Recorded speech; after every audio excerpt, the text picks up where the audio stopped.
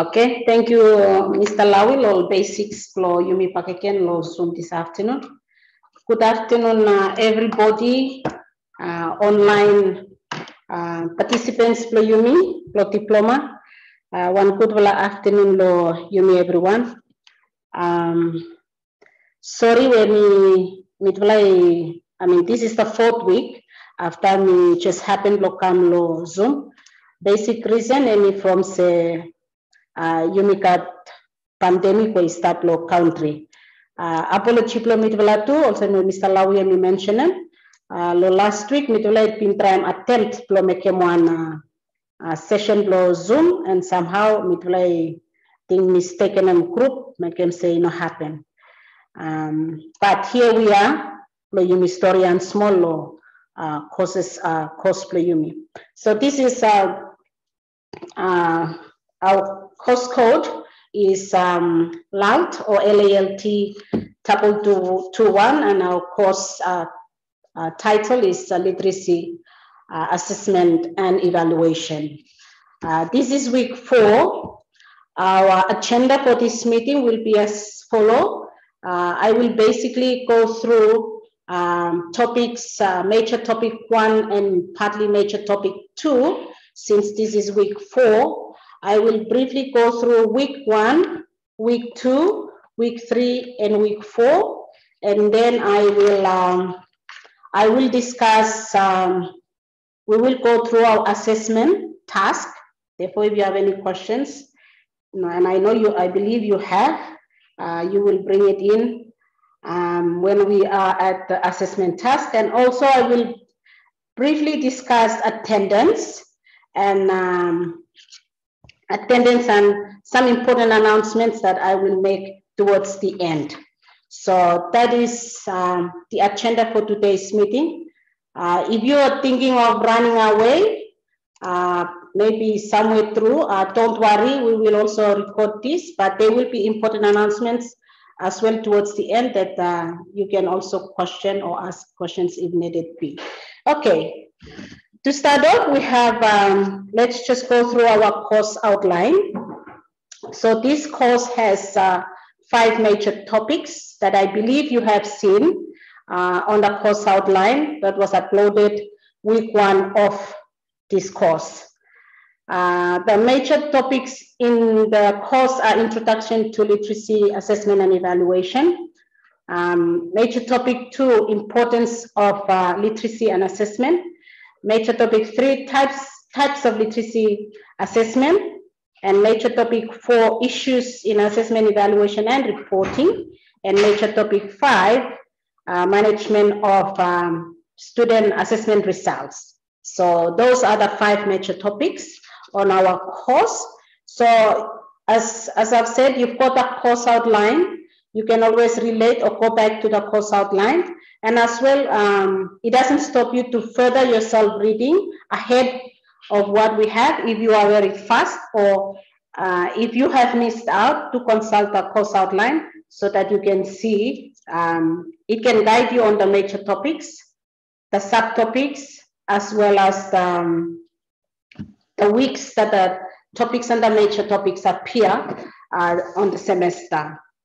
Okay, so let's go on to week 1, which is definitions of assessment literacy. I can see, and I think I have put in some exercises for you people to take note.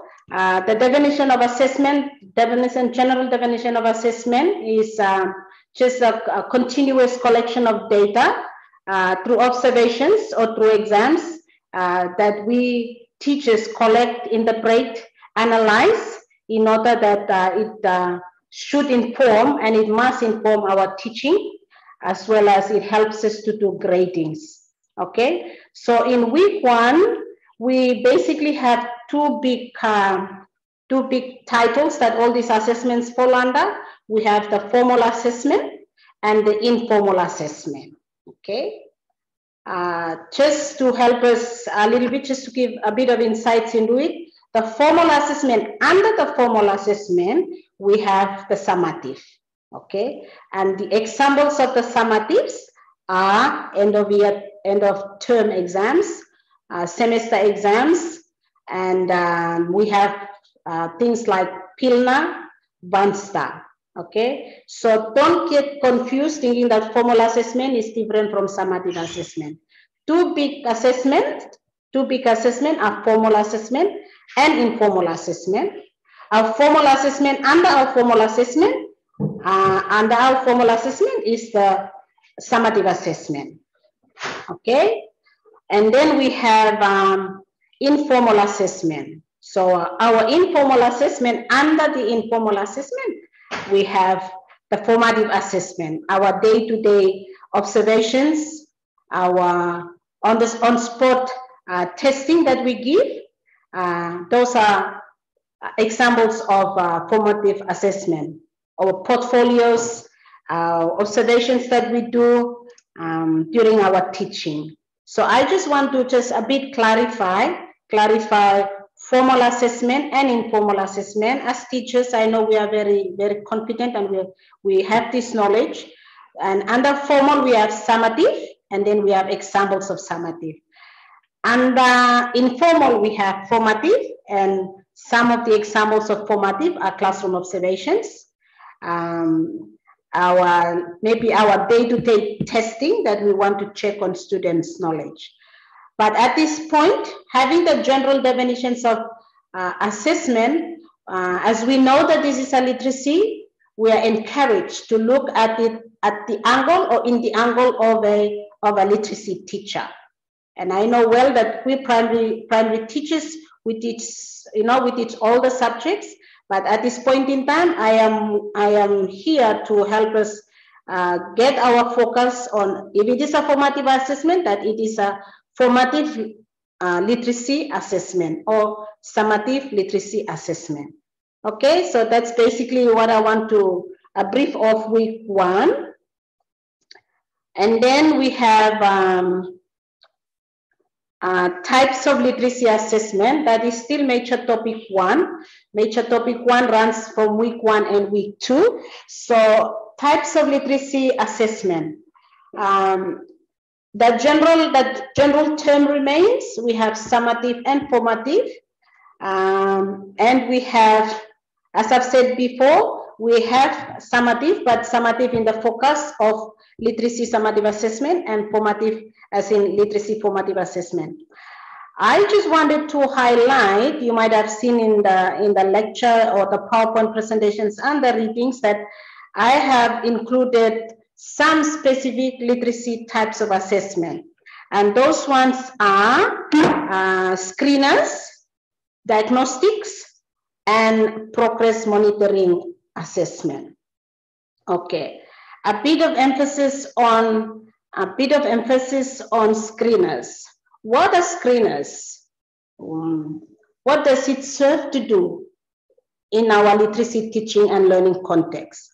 So screeners, if I can give a very simple example, is you might think of your cooking utensils in the kitchen, a sieve, okay, or a sieving dish, where you might pour your flour and then you sieve, and then of course there'll be some sitting on the sieve while some will be going through. So screeners serves, what do? They we carry these ones out in the literacy so that we can see whether some students are not having problem, while we can see some students as problematic.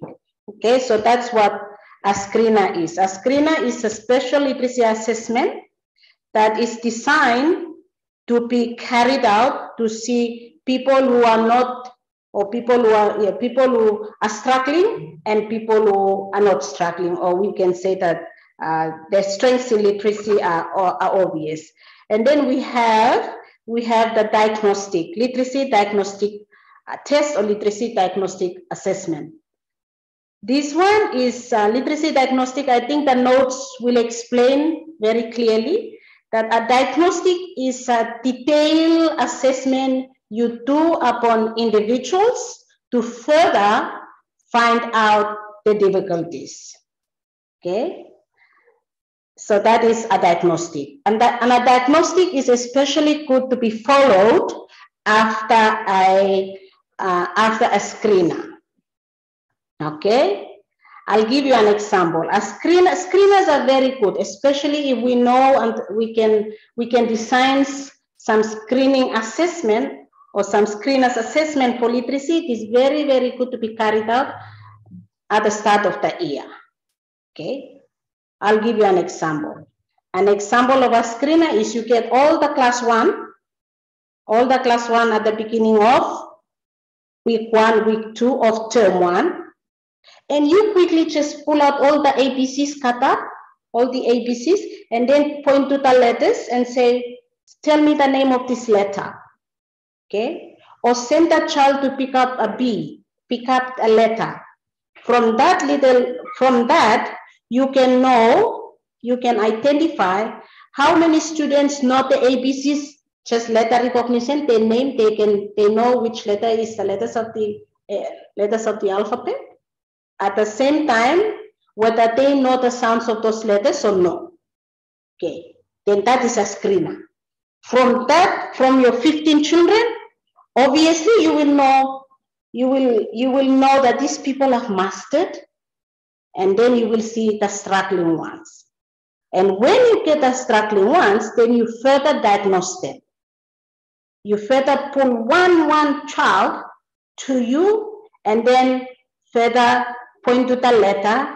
If they can't, what can you say about this letter? It's made of a circle. Okay, so you further diagnose that child. And you further ask information such as, did you go to any kindergarten last year? Yes. How long did you stay in kindergarten? 1 week. Those are the diagnostic. Okay, you further want to know details about the cause of the difficulty. Okay, so if after you've done the screeners, I'm just giving an example, after you've done the screeners from week 1, week 2 of term 1, then possibly week 3 to week 4, that's when you will be spending your time to know the cause of the weakness on the individual candidates. For example, if you have 15, maybe 10 are okay. Then you need to know the cause of the problem for the 5 individuals. Then those information should feed you to plan your literacy lessons. Okay, that's why I brought in this special literacy assessment that I mentioned in week 1 and 2, basically just to help you. Mind you, because they inform teaching and learning, screeners, diagnostic, and progress monitoring are under formative assessment, literacy formative assessment. Okay, and the strengths are, if you do screeners early during the year, that's the order they come. You do the screeners. After you do the screeners, you work you diagnose people who have difficulties, and then you plan your teaching and learning, and along the teaching and learning or during the teaching and learning, you do your progress monitoring. You do your checks. You do your checks on, okay, they've reached this point, now they should move to this point. Okay, all in literacy. When I'm talking about literacy, you are all teachers, so I know, and I think you will agree with me. We're looking at the oral part of the literacy, the oral language, the language trans, listening and speaking, reading, writing, viewing. Okay, so that's a little bit about the types of literacy that you might have discovered in week 2. I know that you are very strong with formative literacy formative assessment and summative literacy summative assessment, your language test, your language exams, and your language test. I wanted to add in this course the screeners, the diagnostic, and the progress monitoring. Okay, a good example for screeners, I've said, for early years, class 1, class 2, class 3. Okay. Another good example for screeners is spelling. Okay, spelling. You can just, for example, if I am teaching class 6, for me to do my screener, I go and pull out some of the words from class 5. Okay, I just pull out some of the words from class 5 and I do my test. Okay, maybe I can make some of the words on Monday, some Tuesday, some Wednesday, some Thursday, 4 days. And then I test them. And then I average the score. Then I can see, so these are the 40 words that I have collected. And look at the 30 students. Only this so much of on the, a bit of the strength. They have the strength. There's so many. Then I further run my diagnosis. I ask questions and I listen to their story. Okay. So those are examples of screeners: spelling, reading, and for class 1, class 2, class 3. For class 1 and especially class 1, check the sounds, letter sounds and letter recognition, even high frequency. You just pull out the high frequency words and ask them to, just ask them to say the words, and then you can see how many people have mastered maybe 200 words, how many people haven't mastered 200 words, then further diagnose. I have seen the strength of these types of literacy.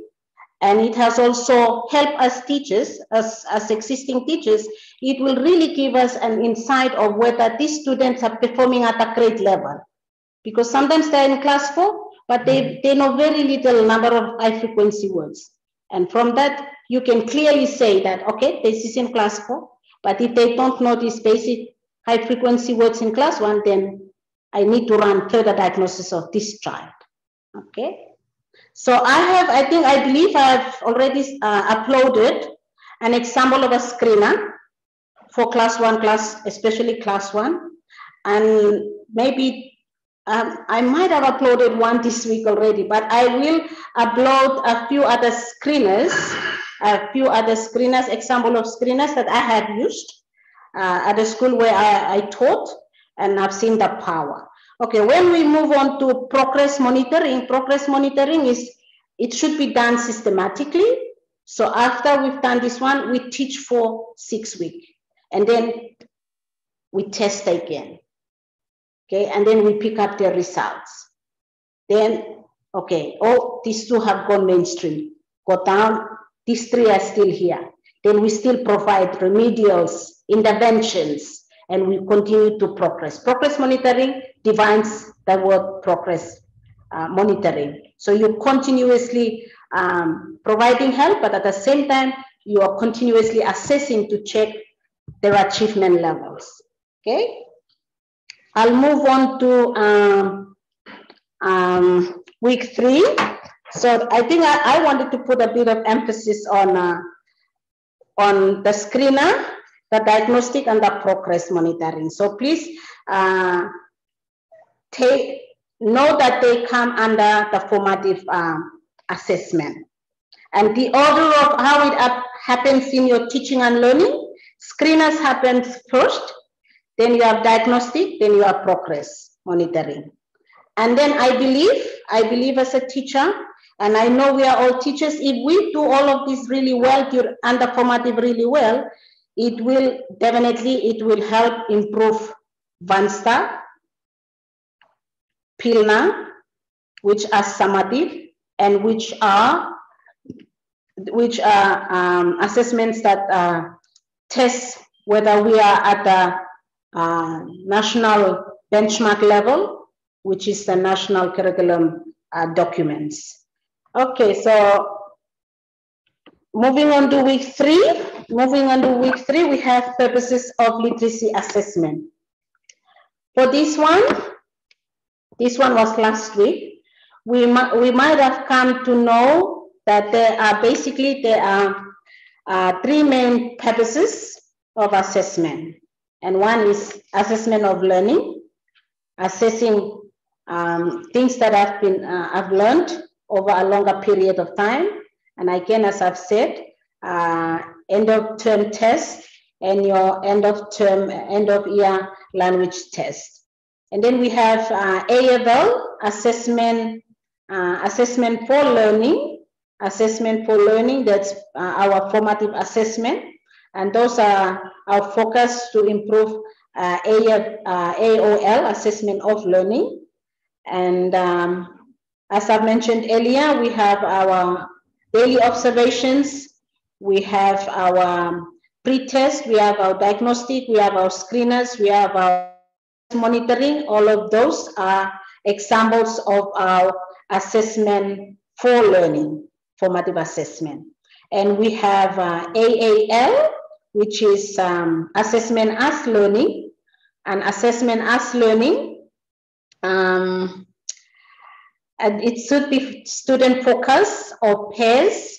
I just wanted to encourage as teachers that in order for us to develop language literacy in our schools, that we know well the purposes of this assessment. Not only know, but try and implement to see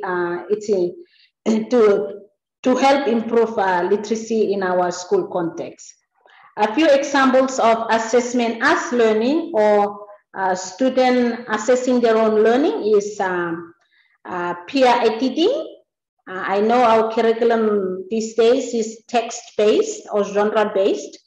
If students are working, we give them some editing code. And if they are helping each other, editing their friends' work, then it will help them to see the strength of their learning as well as the strength of their writing. Another example that we can use for assessment as learning to help students trace or follow their progress are rubrics or marking criteria.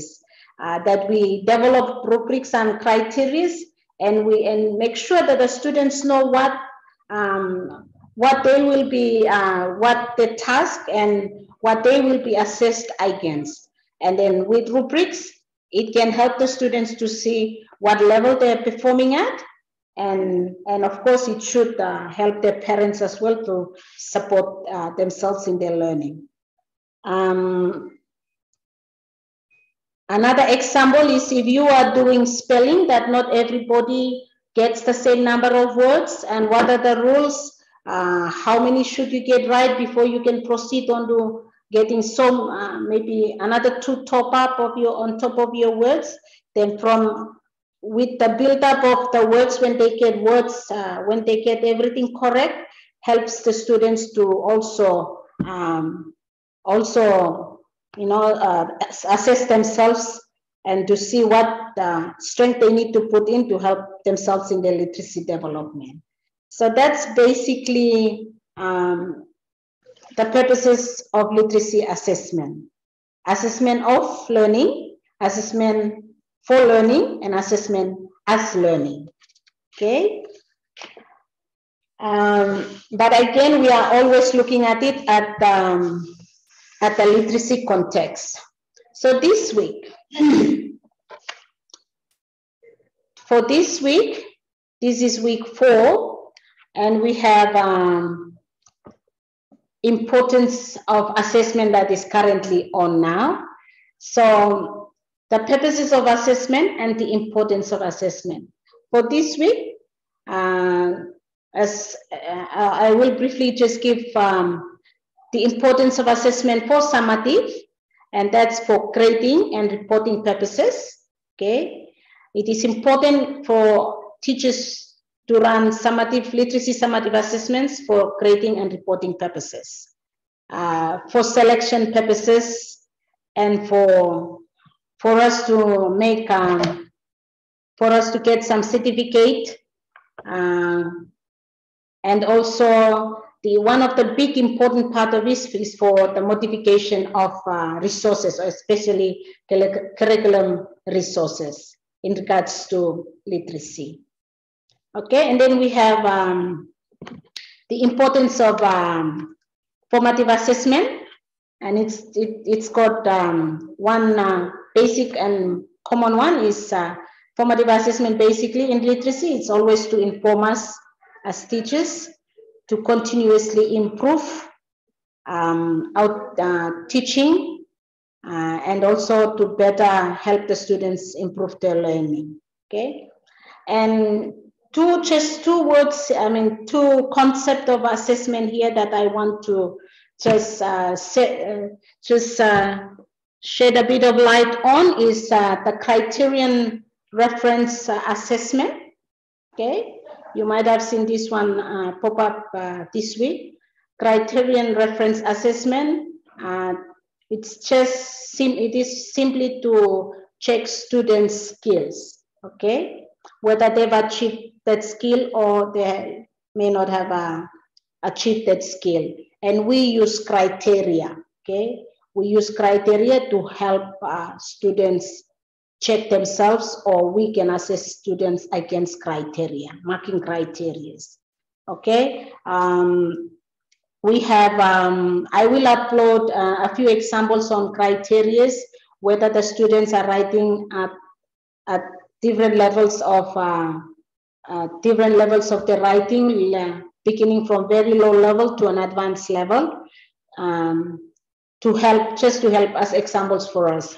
But basically, we can mark students against criteria. So criterion reference assessment, the simple definition is you have a set of criteria and you keep the assessment task and you mark against the criteria that you have set for you as a teacher to see whether at which point of the criteria your student is at, and also you will also identify the areas that are lacking. Quite often, just speaking from experience, quite often we are very, very busy that we don't give criteria to students. And that is basically because maybe we did not develop criteria. Thinking of class 6, class 5, class 4, class 3, we should already be giving some criteria. One very simple example of a criteria is,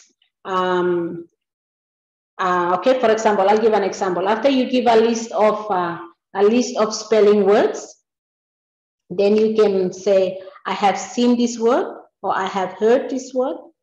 I know what it means. I can spell this word. I know what it means. I can use this word in my own sentence. Okay? And if they're not doing it, then of course they are not meeting the criteria before they move on to the next spelling list of words. Okay? So it also helps the student to self-assess, AAA, assessment as learning. It also helps them to self-assess themselves. So yes, I've got my spelling words, but is that all? I have heard of it. I can spell it. I know what it means. And if they don't know what it means, that's when the dictionary skills come in. I can use the word in my own sentence. That's the last stage. Knowing the word and being able to say the word, being able to spell the word, doesn't really get them to the mastery level. If only they can use the word in their own sentence in a context that makes meaning, then that shows that they have really mastered that word.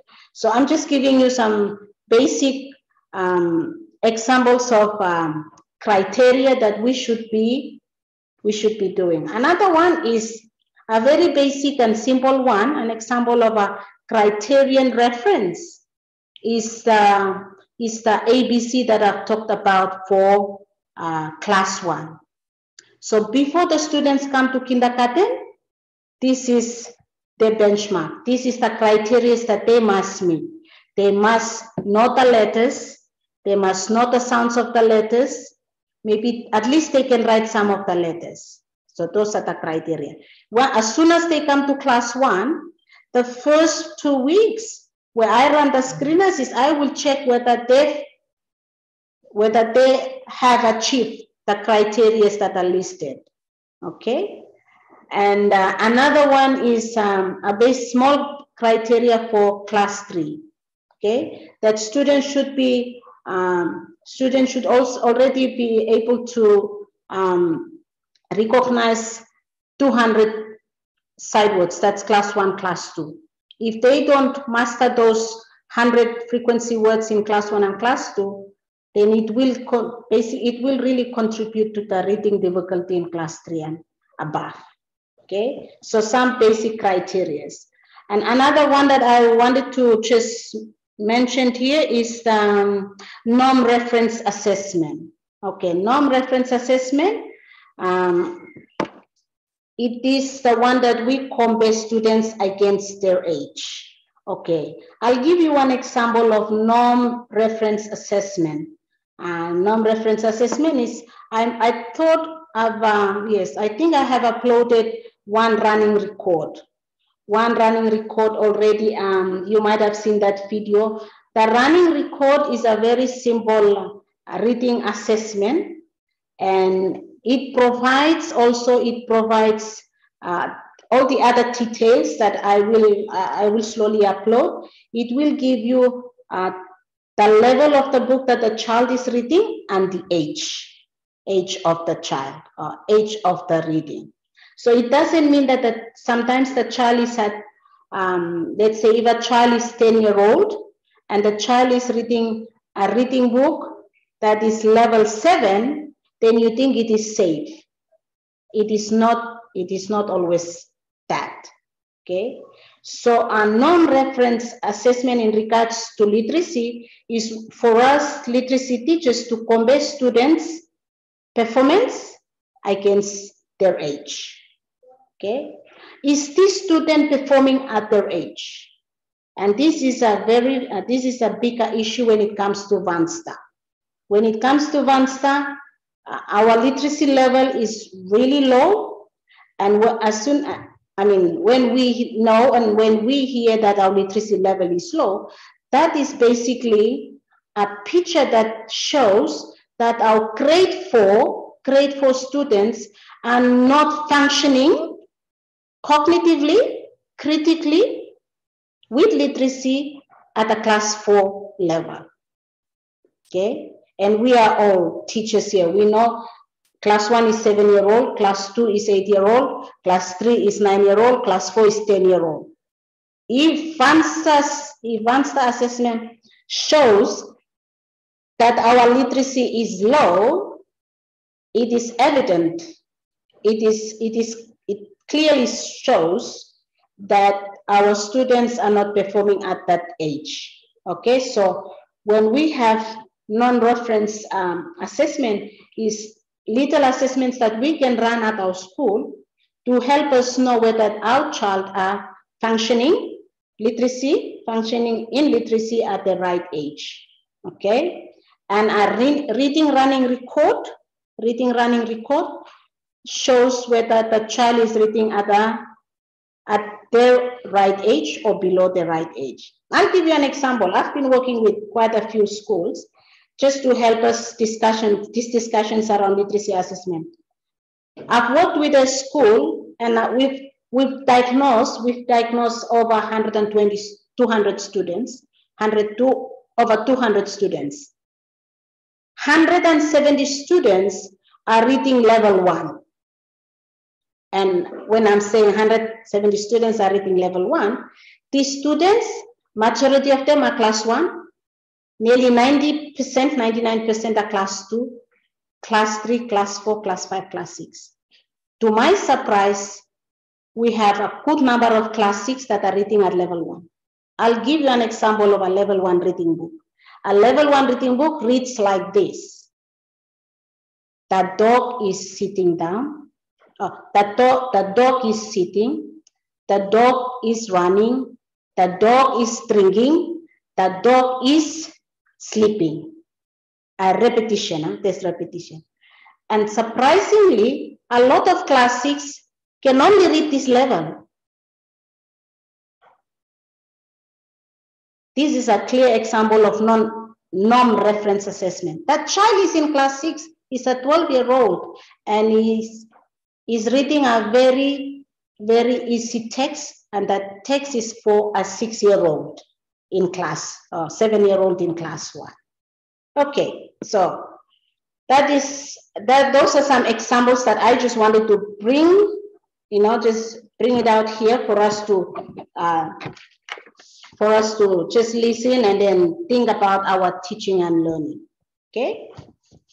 Otherwise, as literacy teachers, our focus is to assess cognitive development, oral language development, development of print, development of phonological and phonemic awareness, development of letter sounds, letter and letter sound relations or correspondence, development of spelling, development of fluency, fluency whether in reading, fluency in writing, fluency in speaking.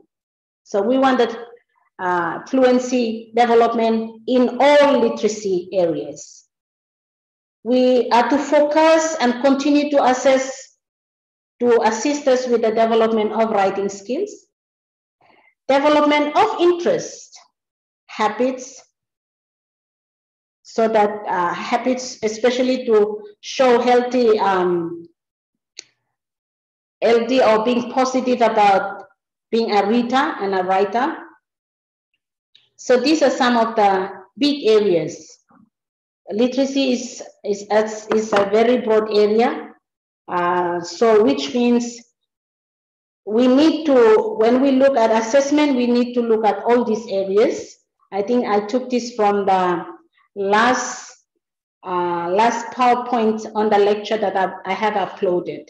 That it is just to remind us to be mindful, not only concentrating on reading and writing, but at the same time, we're looking at oral language development and even just the interest. Are we helping our children to be interested in books, to be interested in writing? I think our challenge these days, especially as literacy teachers, is that students are not reading. Students tend to run to mobile phones and play games more and watch more. And the interest to reading is slowly, and if I can say, it will fade very, very, very quickly out of the system. You can see now reading books are at school and many students are not interested in reading. As literacy teachers, what are we doing to help our students in those? Okay, so that's basically brief of week 1, week 2, week 3, and week 4 that I have presented here. And Mr. Lau is not here, but if we have any questions on the topics here.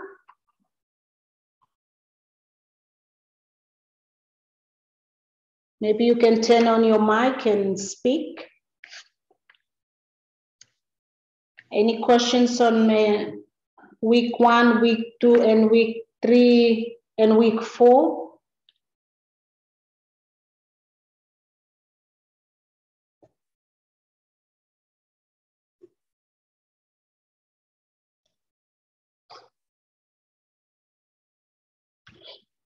Okay, if there aren't any any questions, I will move on to the assessment task. Sorry, Mrs. Simo. Yes, please. Sorry, Mrs. Simo, it's Neselinda. Yes. No, me want to ask one question. No, lo all uploading where allow we stop making. Mimi look lo match topic 1, match topic 3, match topic 2, but 3 more for na me no looking yet. Oh. Okay. Thank you, Nessa. Mr. Lau will come and help us with that, but major topic 1, can I just help as you understand? We have 5 major topic, Miss Nessa. We have 5 major topic. At the moment, major topic 1 runs for week 1 and week 2. Okay. And then major topic 2 will run up to week 6. Okay.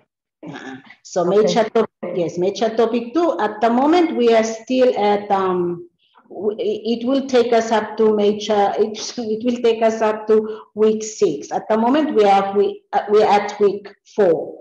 Week 3 and week 4. Sorry, oh my goodness, Mrs. Simo. Major topic 3 and major topic 4 will only come after week 7. Okay, it's clear. Thank you. Okay, thank you, Nessa. Any other questions? Thank you.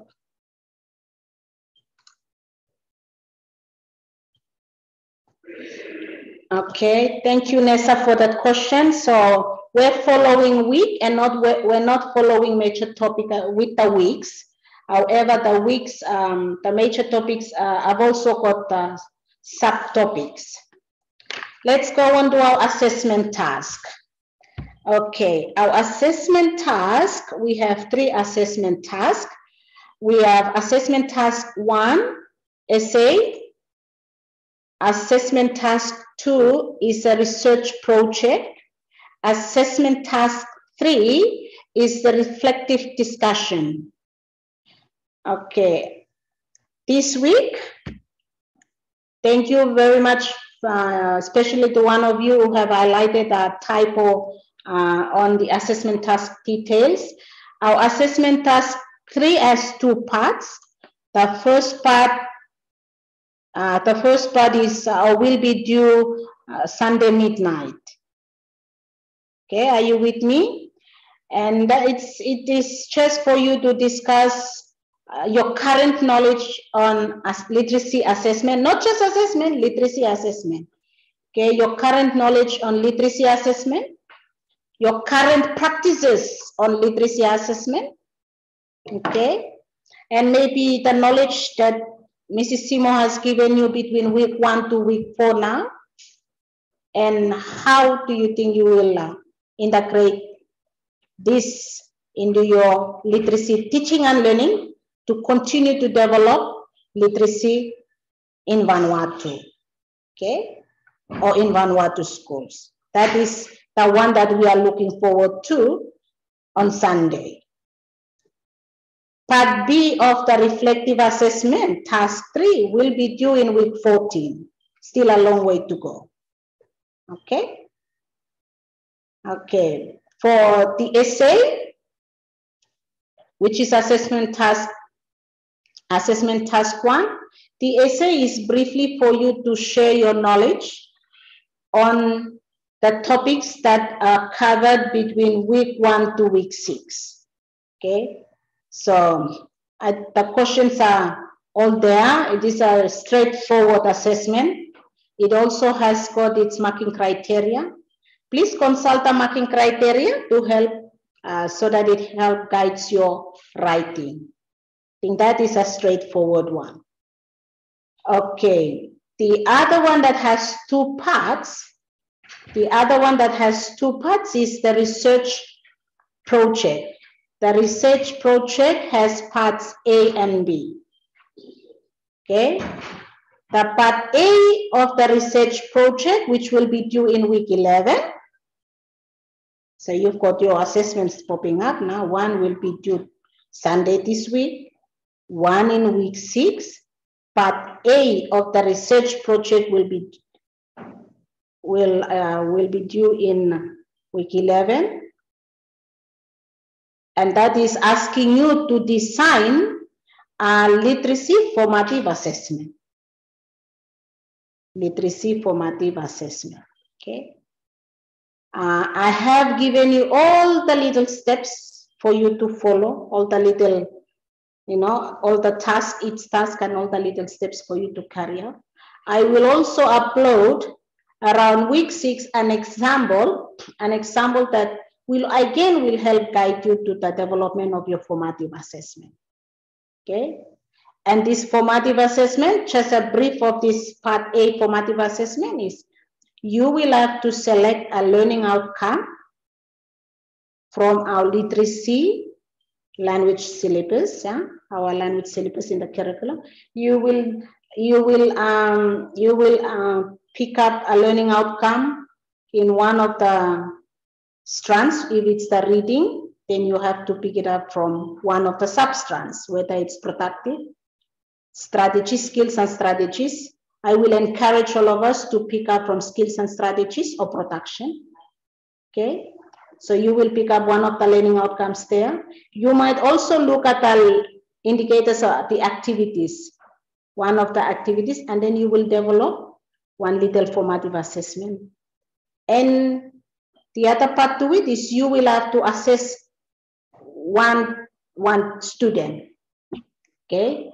One student for that particular assessment. So, which means that you will have to decide what class, pick up the learning outcome from the language strand and the appropriate substrand, develop the assessment task, then assess one of the students of that class. Then you will mark that little person's work.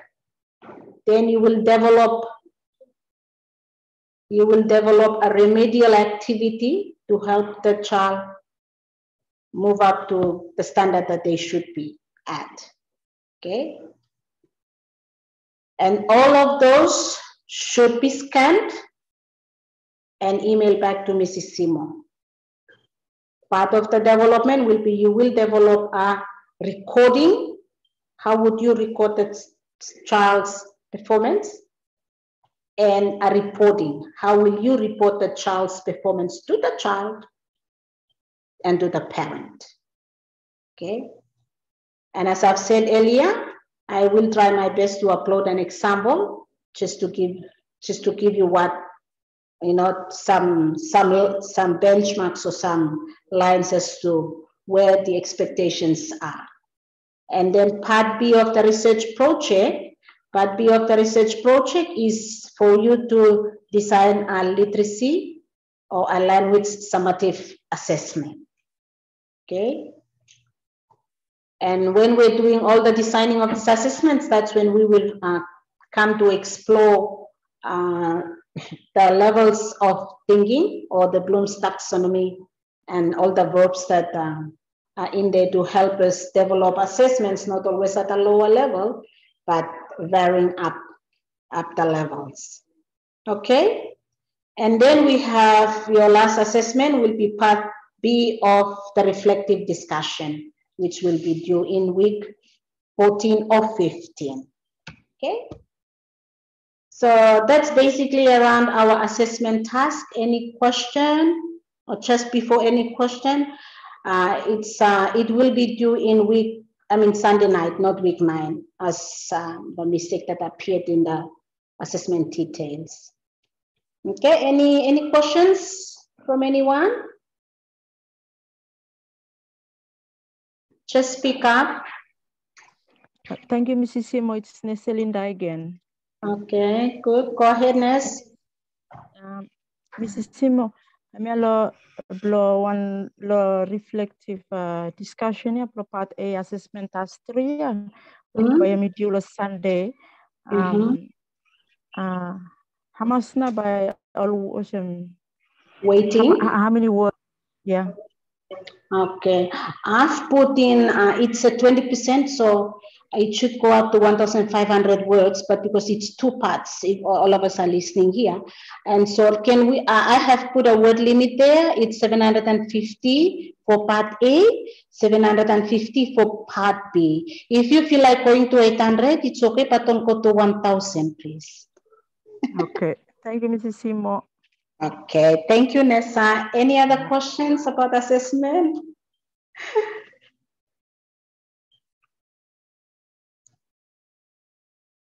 No question? Okay, now I will move on to my next agenda. Yes, come on. Yes. Okay, thank you, Lucas. Sorry, I came in late. Maybe, okay. Yeah, 30 minutes or 20 minutes late. Okay, one question for the research project. Okay, the research project, yeah. You choose someone beginning, you walk with them beginning by him. Yes, come.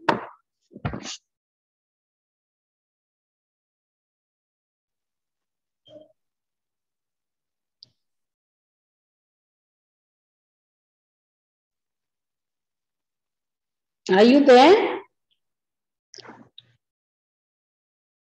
Okay. Sorry, we can't hear our other friend who has a question and has to ask. Sorry, my apologies about probably the internet. But about part A, for us to choose one Piccaninny or one child to work with, you can select what you choose which child, but make sure that the child is at the level. If your learning outcome comes from class 4, make sure that the child you choose to do your little design assessment has to be a class 4 child. Don't pick up someone from class 6. I hope this helps clear our question, especially for the participant to come and do the assessment task you have designed, has to be the student or the little boy or girl has to be the age of a class 4 or currently in a class 4. Not just class 4, but the class that you have chosen the learning outcome from, the year level that you have chosen the learning outcome from. Okay? Mr. Lau, there's a chat. Yes, sorry. And Mrs. Simo, Miss Nesaya, and perhaps students with, it can be average, high ability, maybe choose any one or more. Yes, you decide that you choose the learning outcome. Of course, the learning outcome will direct your assessment task. Okay. Yes. And then you can choose your student. Yeah, it can be anyone. It can be a bright student. It can be an average one. It can be maybe a low, yes, a weak student. Yes, all good. Thank you. Yes, good. Any other questions? Okay, I'll just move on to my other.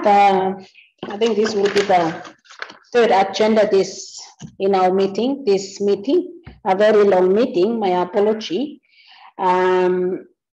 Is the attendance. Okay. I just wanted to highlight attendance here, just to help us. We have, I'm not too sure if it's proper for me to read the names, but if I can just read the names, not because they're not attending, but if they are close by to you, if you can help them communicate the difficulty across to Mrs. Simo or to the SOE administration, so that we are aware of the circumstances that it's an individual of us are going through. We have 6 people who have never logged into our model, and their names are Kwanet Bebe, Osea Mila, Milton, Sarah Abel, Tamata Ivana, and Tukuna Molly Philip. Please, if any of us in class now, if any of us knows where about these people are or is in close contact, if you can just help them to tell them that they haven't logged into Moodle, and if they're thinking of logging into Moodle, they need to, they need to communicate their issue or their difficulties to the SOE admin. We also have people who have quite a good number of days that haven't logged in, and we have Pharaoh. Anyone close to Veronica, Billy? If they can please relay my message to Pharaoh, just for it to communicate also to SOE admin. And we also have Tom Saute and Lillian Path. If our friends from Santo, I don't know of whereabouts Tom Saute, but I know Lillian is in Santo. Please help our other classmates just to communicate across, communicate to SOE to just, explain the status. It is better for us to know, other than, people can be frustrated. I know, just like we are all teachers, whenever students don't come and share their excuses, and then we get frustrated. And yes, so can you people just help Mrs. Simo pass my message to these people so that they can come in? I can get some message from them about especially how they're going and why aren't they participating in this course yet. Let me just remind all of us that as students, all of us as students, it is our responsibility to log in log in at least Monday of every week, or just to show that you've started reading. Even if you haven't logged in for 5 days, it already shows to myself as your tutor that you haven't even accessed the week's task. And a good example that I have now is I have 2 students who have not even logged into Moodle for the last 5 days. So already it clearly shows that these 2 students have not read. They have not read week 4's task. So as students, we have committed ourselves to be students. Let's continue to be good students and participate. It is wise and it is better for you to log in every Monday just to check, where things are. And then I know that internet connectivity can be can be an issue, and it is also expensive to log in. It is better for you to log in and download all your readings, so that if you don't log in for that maybe next 2 days, but I know you have logged in and you have downloaded all your readings, and I am assuming that you are reading and reading and reading and viewing all the videos that I have uploaded. But it is as a student, you log in every Monday, okay? And if you don't log in, and as I've said, I just have 2 students now who did not log in for the last 5 days. They have already shown me that they haven't read anything of week 4. Okay, and that is very easily. It is very easy for us to track down students' participations and progress in here. For week 3, we have about 44 people, but the participation is still weak. We only have about 15 people who have participated in week 3's discussion. Remember, you need to participate to put your discussions out, read others of your friends, and it is the only space online forum discussion where we share our opinions, our insights, our knowledge, and from there that we can continue to learn from each other. Okay, so I am encouraging you people to participate on forum discussions. Okay, there will be, I must emphasize on this, last year you may not have seen this, but for this year we are tracking people down with their activity completion. So maybe on the side of, maybe when you open up the Moodle, you will see a little box at the far right or far left of your computer, that until you have viewed the reading or until you might have downloaded the reading, there will be a little tick. Did you people see a little box somewhere there? It will tick itself. And as soon as it ticks itself, it indicates that you have visited that reading, you have opened that reading, and we assume you are reading that reading. Can I have some response here? Yes, Mrs. Simo. Yes. Okay. Okay, now we will go to that difficult, the challenging part now. So you listen, I will explain the challenging part to you. Okay. Starting Monday, you will find that Mrs. Simo will apply activity restriction. Activity restriction is simply like this. Listen. If you did not complete week 3, you will not see week 4. The other people who have participated in week 3, they will see week 4 on the Moodle shell, but you will not see it. You that did not participate in week 3, you will not see the week 4 task. It doesn't mean that someone locks you out. It is yourself, you did not lock you, it is yourself locking yourself out because you did not download the readings and you did not read, and maybe you did not participate in the forum discussion. Okay, that is what I'm currently doing with the pre-service. That is because some of us, we just go and do the assessment, but we are not You know, we are not downloading the readings and we are not reading and we are just using the Moodle. It's not nice to say, but some people use the Moodle as a Facebook. They just scroll and see and go past. Okay, so this is what will happen. I am telling you now. If you finished your assignment and part A of assessment task 3, if you submit it on Sunday night, then you will see week 4. If you don't submit it on Sunday night, you will not see week 4. It doesn't mean that Mrs. Simo did not upload week 4 yet. I have uploaded, but you did not meet one of the criteria. And one of the criteria is to submit part A of assessment task 3. Is that clear? Yes. Yes. Yes. Yes. Okay, all good. Okay, that will help. That will really help you manage yourself. It's not a punishment. Teachers, please don't see it as a punishment. It's just for helping us to manage ourselves. You manage yourself so that you know when things are due and start preparing towards due dates. That's one. And on my side, I will have at least all the assessment tasks together and then I can mark. Okay. Otherwise, I still receive assessment tasks flying all over the wall around me, 1 month after, 2 months after.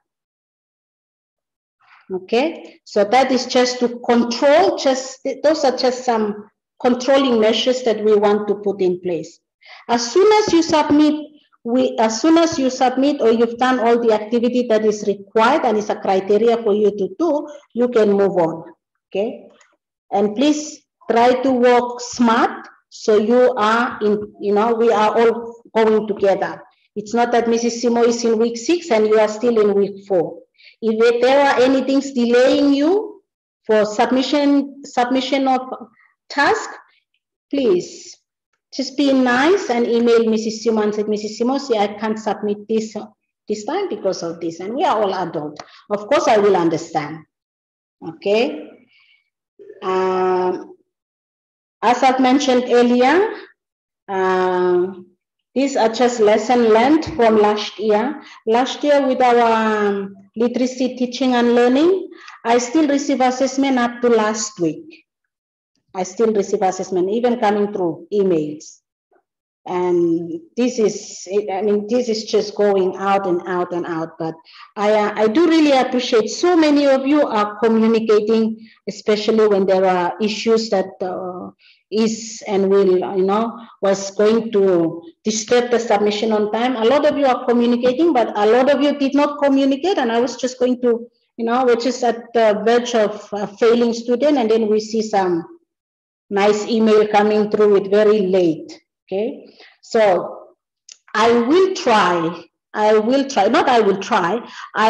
apply activity restrictions as of Monday, and then I will organize another Zoom meeting again next week, Friday, your payday, our payday. Is that okay? I will book another Zoom next week, Friday, around the same time, and then we can come together and, talk about the activity restriction. Is it good? Is it not good? Okay. We'll do some talk, but otherwise, when we finish now, I will apply activity restrictions on week 4. I will apply activity restriction on week 5. I will upload week 4. I will upload week 5. But for people who did not submit part A of the reflective discussion, you will not see week 5. I will upload week 5. But I will apply activity restrictions on, or I will make people who did not submit, they will not be able to see week 5. People who submit, they will see week 5. Okay? So yes, I think that's about it. This is just some control measures, and as well it helps all of us to manage ourselves one way or the other with our study. This is our last literacy course for our diploma. And a lot of us are doing good. So I believe this number will get to the end and we'll get a diploma at the end of this course. Otherwise, we started off with 70 teachers. Currently, we have only 40, if I minus all of these people. 8, 9, 44 take away 9. We have less with 30. Yes, we got 44 people. We started off with 70 people when we started 2021. Then we're left with 44 people. Then I minus these 9 people who I haven't seen them come on, or they've gone for quite a number of days. It's now down to 31. So our hope is that the 30 of us will get to the end and we'll get our diploma. And of course, we will contribute to do the change in literacy. We will ensure that the literacy standards are raised, and we will make a change to advance the literacy. Okay, it's a big concern, and I'm glad that I'm here. I'm very, very happy to help where I can help, and do message me if you need more. If you need more assistance with our course here. Otherwise, that's all for me on my page here. My our agenda only reads, go through the course outline, a brief overview of week 1, week 2, week 3, week 4, assessment task, a bit on attendance, and a bit of restrictions in order to access and complete activities that are uploaded on Moodle. Otherwise, I will leave small time for question.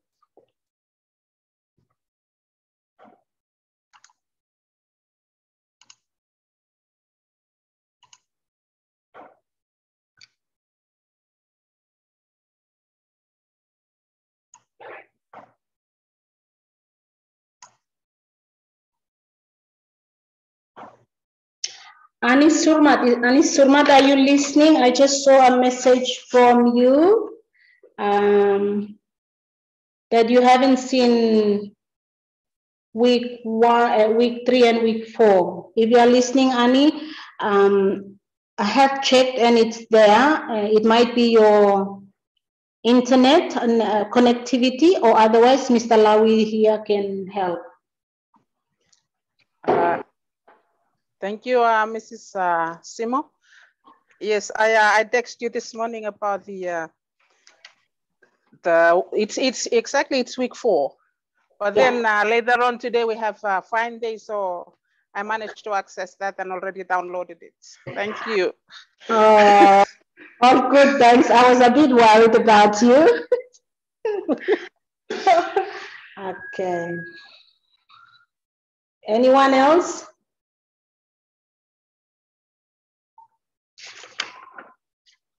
Is Alina here somewhere?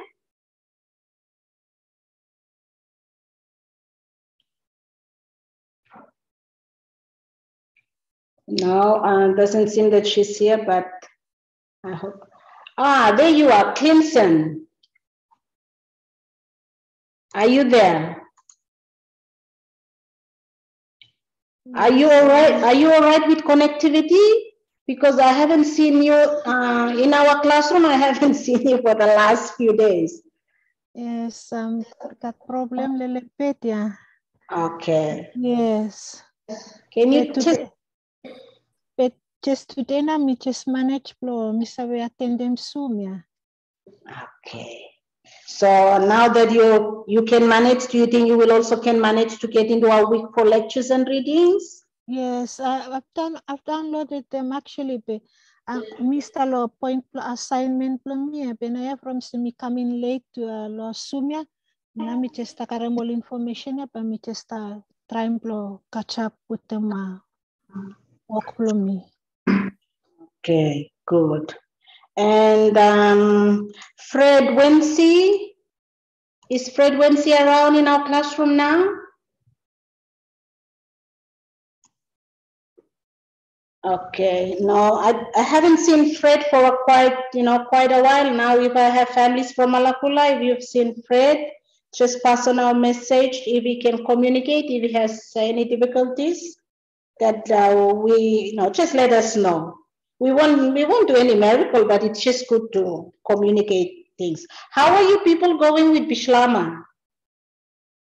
Are you all still teaching in Bishlama? I mean, are you all still teaching? It's there. So people still teaching in Bishlama? No. Okay. Yeah, no. Follow our classes, I think we will use more same language for instruction. Yes. Which means, explain. I mean, we are using the curriculum, which Mm-hmm. is ME, right?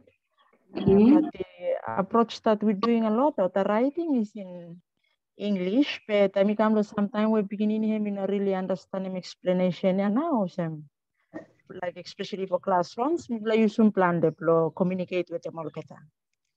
Okay. But otherwise, like for sight words and family words and all this, you make like if you know English with the help of the sounds with the letters. Mm. Oh, thank you very much for that, because I've heard and I've seen, and it's a lot going now. It's yes. I'm not sure. Research hasn't shown yet whether it's Pishlama that has, taken us down with our literacy level. Right. But it's good that we are taking initiatives to to do some things around that. How are class 4? Any of us in the classroom now teaching class 4? How are class 4s coping? Or class 5, class 6? Was it 2015, Pishlama? Yes, it's 2015 we started. Okay. Yes, sorry. Mrs. Simo, can I just share my concern about this the Pishlama thing? Wait, who is talking? Annie. Oh. Thank you, Annie. Go ahead. Yeah, I've been teaching a year 4 for 3-4 years, and the problem or the main difficulty the students are finding here is to communicate in English. And as we are talking about literacy, we are, literacy. So communication, speaking English, expressing themselves in English, it's it's quite a struggle for the students, because they have been communicating in Bishlama from year 1, year 2, and year 3. And in year 4, the year 4 is a transition class where students should be, coming into speaking English. But my concern is, I'm not sure about other provinces and the classes, even in towns, but for the islands, the provinces, what I'm encountering here is the students are finding difficulty communicating in English. And for assessment, what are we going to do with this? If I'm assessing language, I mean, expressing the students expressing themselves in English, then what are we picking up here? Assessing their English, or we are assessing the students, even assessing them in Bishlama, a way of expressing themselves? Can you give us some insight on this? Thank you. Okay, well, that's a very interesting question. As we're thinking small here, we're also looking at the end line. Where are we heading to? I'll give you an example, Annie. For example, we working with the Bishlama. It was all fine 2015 up, when people, particularly most teachers, said, oh, the students are really expressing themselves well in Bishlama, which shows the level of thinking up here. But when it comes to English, then they're struggling. But then we're starting here, but we have at the end of somewhere, we're heading somewhere. The sad reality I will share with you people is that the assessment policy, and I have uploaded assessment policy documents that you might have read. Sadly, the assessment policy states that we are to assess in English for our English students, and we are to assess in French for our French students. Spend some time and read the assessment policy. Since it's an assessment course, it is better to be aware of the bigger documents that concentrates around assessment. Just look at the VNCS, Vanuatu National Curriculum Statement. It also puts emphasis on assessing in English and French. So as class 1, class 2, class 3 teachers, as much as we can spend in developing Bislama, where do you assess Bislama in the policy, the laws? So yes, you use Bislama, but please do provide spaces for people to develop that oral language. And it is your little designed activities concentrating on oral that will allow that oral development. Okay, at the end, remember that Vansta, class 4, class 6, class 8, all assessment are done in English. Whether you want to continue whether you want to continue entertaining assessing in Bislama, but that individual at the end with national standards, national assessments are English or French. So I would encourage you, Annie, as well as all of us in this literacy course, you can use Bislama for clarification of concepts, as Nesalinda mentioned earlier. But remember that the oral language, it's the basis that builds up the reading and the writing, which are the complex skills in language. I hope that helps clarifies everyone. Oral language, you do not develop oral language, students will struggle with reading, students will struggle with writing.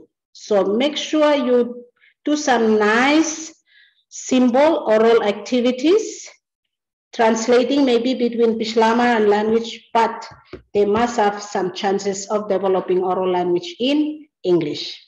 And the earlier you do that will be good. So also when it comes to this assessment here, when I say development of oral language, we're developing oral language in English because we will assess English, or in French because we will assess that. So go back and spend some time and try and discover what the National Curriculum Statement says about literacy assessment, what the Vanuatu National Education Assessment Policy states about educational assessments, which are our assessments run in Vanuatu schools.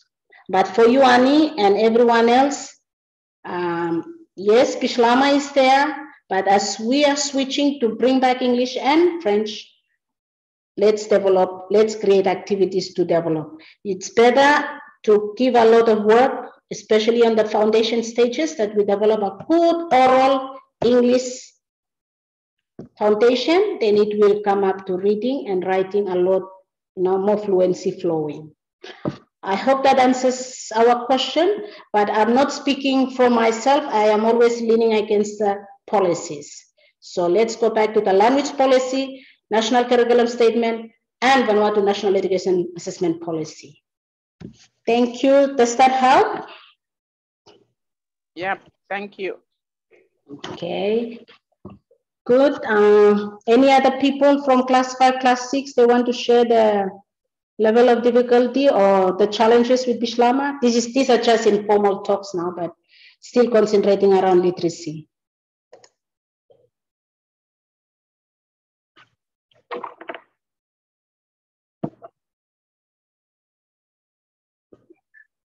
Any more question?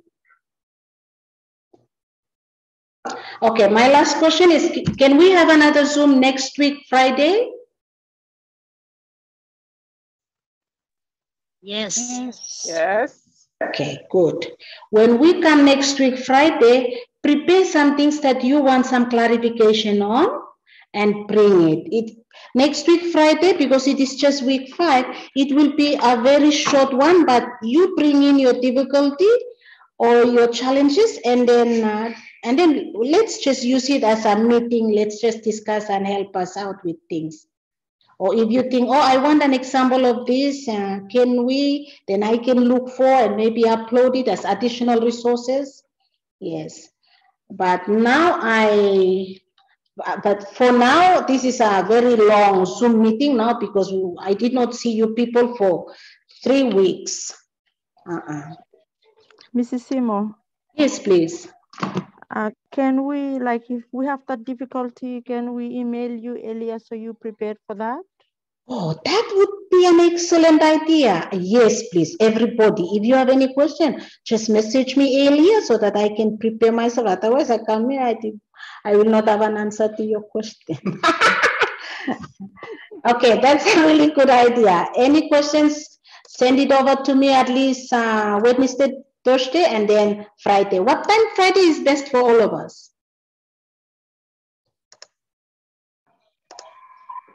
As long as we have classes, like for some schools, they finish at, let's consider some schools, they finish at 1:30, and for some schools, we finish by lunchtime, then we can work at the time.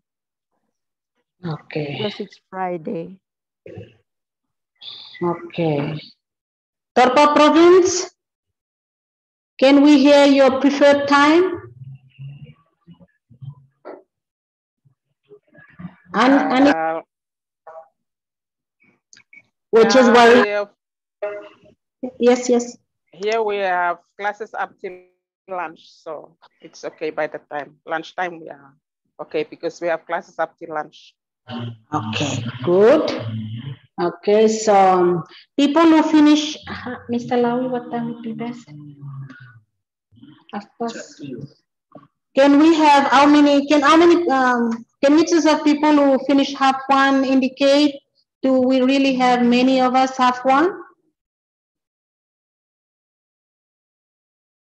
Or we can arrange with our principal finish 12:30 and then we come Zoom.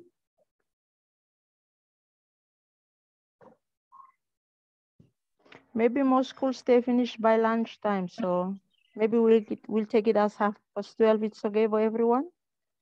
Okay. Thank you, Nessa. 1:30. Sorry, 12:30. 12:30 Friday next week. Is it all right? Sometime. Yes. Same time. Okay, good. Same time. Any questions? Email it to Mrs. Simo earlier, and then we come and Storian. Next week, we Storian. Mrs. Simo is not going to bore you with lots of lectures, but we will just come and discuss our little issues and answers to question. Otherwise, from me, thank you all so much for your time in coming to our class this afternoon. I will see you all next Friday, same time. Yeah. Okay. Thank you, Mrs. Simo. Thank you. Thank you. Can I see your faces? Hi, Renee. Bye, Pamela. And who's there? Rose. Hi, Rose. And sorry. Hi, honey. And what's his Galaxy A11? And Kenzie and Tim there. Nice to see you all.